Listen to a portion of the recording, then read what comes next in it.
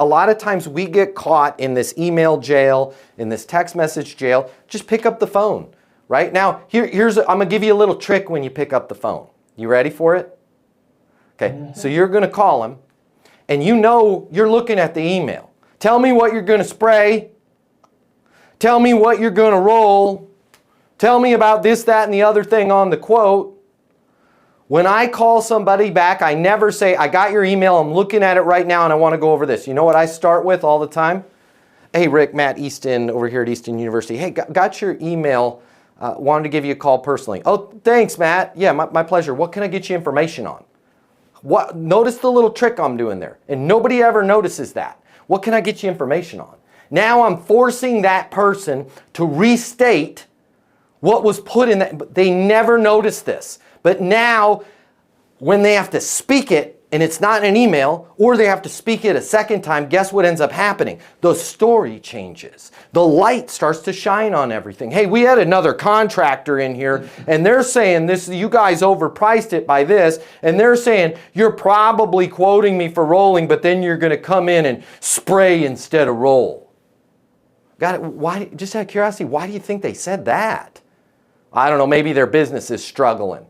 That could be. Right now you're in a much better place. Or at the very least, if nothing comes from it, you're in the same place you were. But when we just regurgitate what they put in the email or what they said to us and then start there, we run no ability to get additional information. When we make them restate, we get more information. Guys, I'm not the first person to think of this.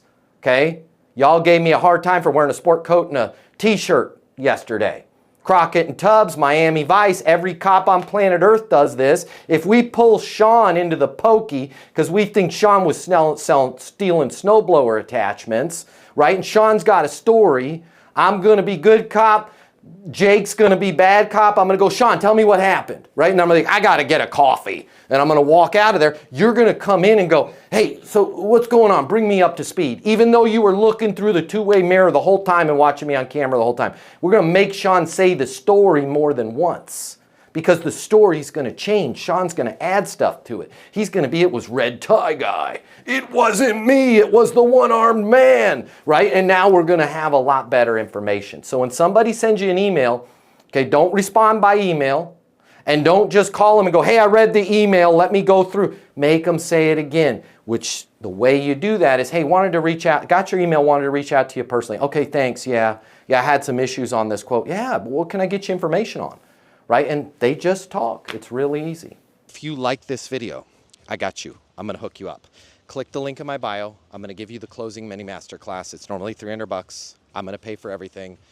You're going to close a lot more business. You're going to make a lot more money. You're going to have a lot more fun. And you're going to be like, Matt Easton changed my life. And I'm going to be like, yes, I did. Did we just become best friends? And you're going to say, yes, we did. And then you and I are going to be best friends. And it'll be great. So click the link in my bio so we can be friends and you can close more business and I'll cover all the cost.